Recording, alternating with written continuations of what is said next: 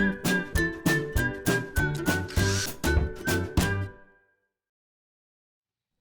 it's Steve. Today we'd like to show you how to change the regulating thermostat on your dryer. It's a really easy repair. Let me show you how we do it. Now, to do this repair, we will need to pull the dryer far enough that we can disassemble it, and we will be working near some electrical circuits, so the first thing we need to do is to disconnect the power. So either pull it out and unplug it, or locate the electrical panel, turn off the appropriate breaker, or remove the appropriate fuses, and then we can start the repair. Now, to access this part, we will need to remove the main top on this dryer, as well as the front panel. So to remove the main top, we need to open the door up and locate two screws that go up through the front panel and secure the main top. They're a number 2 Phillips screw.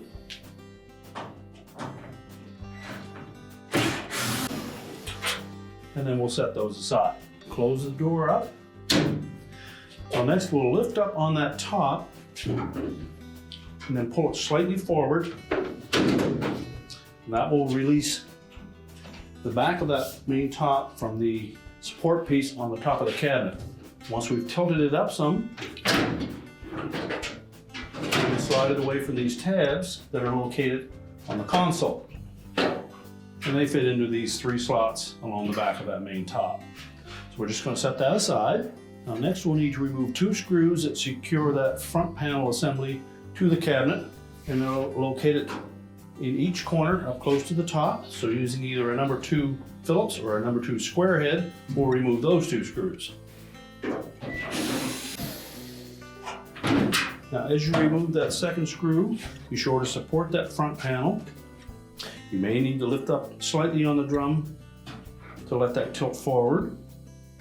So just carefully tilt that front panel down slightly. That'll lift it off the base in the 2 front corners. Now we're just going to carefully pivot that around because there is a wire harness attached here that we'll need to disconnect.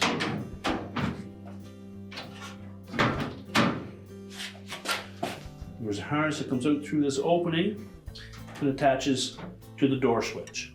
So we'll need to disconnect that. So next we're going to just move the shield away from that switch, and that will expose the wire terminals that we need to disconnect. Just take note of the location of those wires on that switch.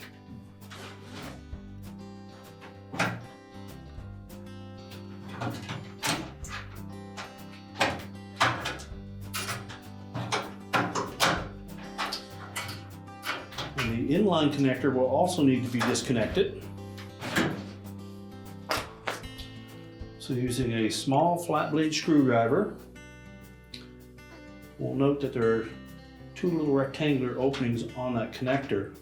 And if we depress the tab inside, we'll be able to separate the 2 halves of that harness. Now with that harness completely disconnected, we'll take that front panel assembly and just set that aside.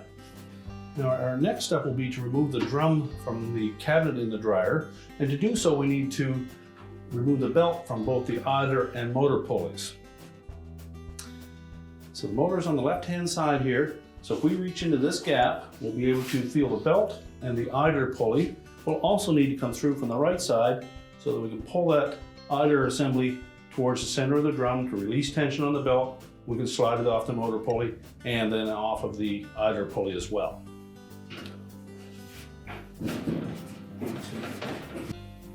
So we're just pushing that idler pulley over to the right.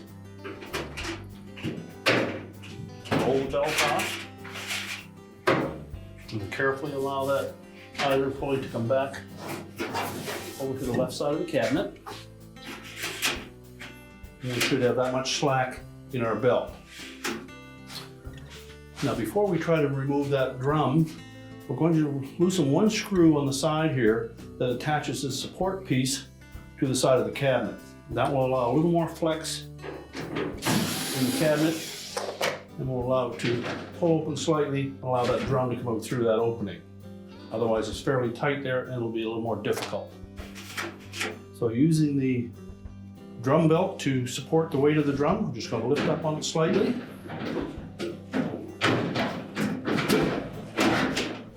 Pull it out through that opening.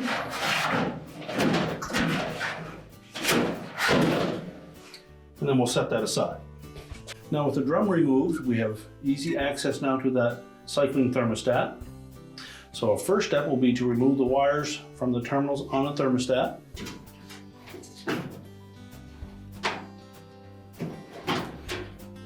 If they're on there really snug, you can use a pair of needle nose pliers to pull them off, but always grasp just the terminal and not the wire. The two wires in the center of that thermostat have smaller terminals, so they're impossible to mix them up. With the wires removed, we'll next take out that single mounting screw, using either a number 2 Phillips or a number 2 square head. Remove and discard the old thermostat. When mounting the new thermostat, we want to position it so that the terminal that is laying more or less flat points towards the back of the drum. Now once we have that thermostat lined up, we'll install the mounting screw and then tighten it securely. And then reconnect all the wires. Inspect each of those wires to make sure there's no signs of any arcing or corrosion. And if there is, you'll need to replace them. And also make sure that they fit on nice and snug.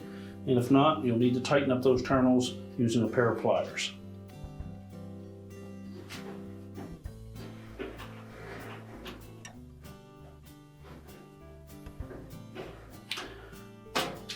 Now with the wires secure, we're now ready to put the drum back in place.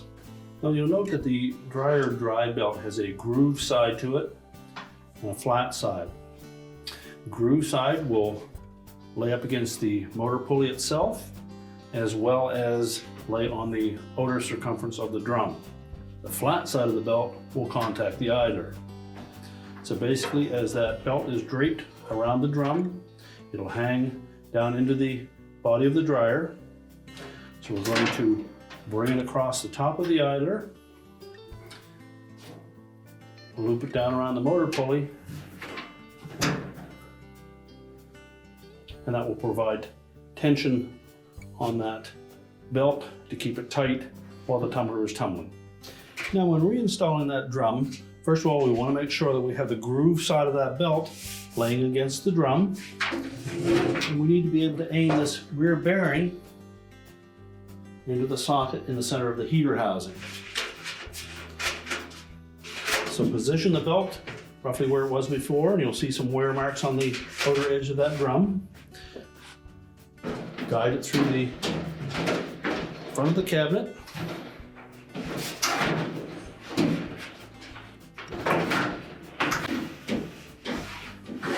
Make sure we fit that carefully into the bearing at the back. And then just allow it to sit on the blower housing until we reach in from the front and reconnect that belt to the idler pulley and the motor pulley. So again, we're just going to reach in on the left-hand side. We can locate the belt and the idler pulley. And we'll also come through from the right-hand side so that we can hold that idler pulley away from the motor and allow us to wrap the belt around the motor. So we can feel the belt. We'll lay it across the top of that idler pulley. Pull it down on the left-hand side of that idler pulley, forming a loop. And I'm going to push the idler pulley over to the center, hold it with my right hand, and loop the belt around the motor. And once I have that belt sitting into the motor pulley, verify that it's still in the center of the idler pulley. Relax the tension on it. Just verify it's roughly in position. Push it back at the top if you need to. As we rotate that drum, you should see the blower wheel turning.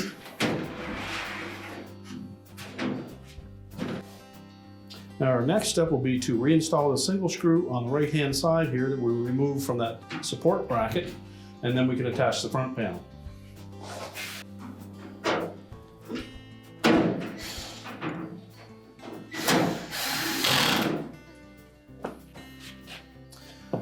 So just position the front panel close to that wire harness. We'll slide that shield out of the way. We'll expose the door switch. Then we'll reattach the wires to the original location.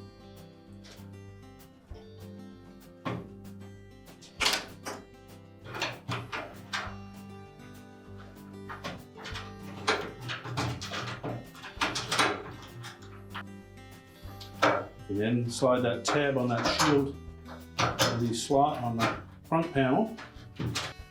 Insert the other half of that wire harness connector.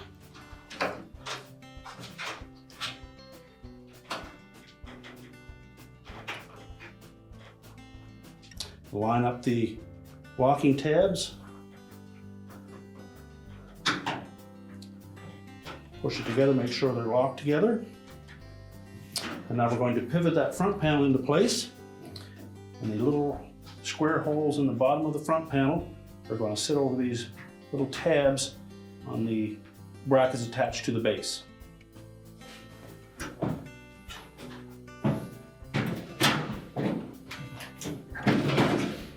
So line up both sides. Then as we lift that front panel into place, now as we tilt that front panel into place, we're going to lift up on the drum and allow that bearing to slide inside of the drum. Now while holding it in position, we'll secure it with the 2 screws in the corners. Make sure the guide slots line up. And once we have those tightened securely, we can then put the main top back on. Now when reinstalling that main top, again, we want to make sure that the 3 tabs on the console fit securely into the slots on that top. As well, trailing edge on that main top is going to tuck in underneath this cross support piece. So we'll start by tilting it up, lining up those 3 tabs. Make sure they're engaged. Then we'll pull just slightly forward.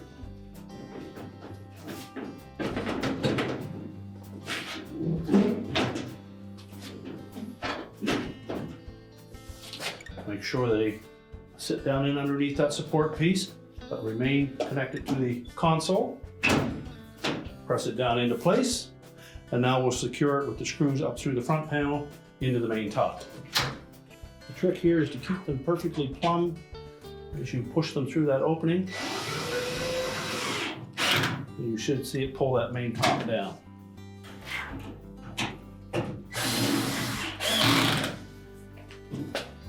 Then we can close the dryer door up. We're now ready to push the dryer back into place, reconnect the power, and your repair is complete.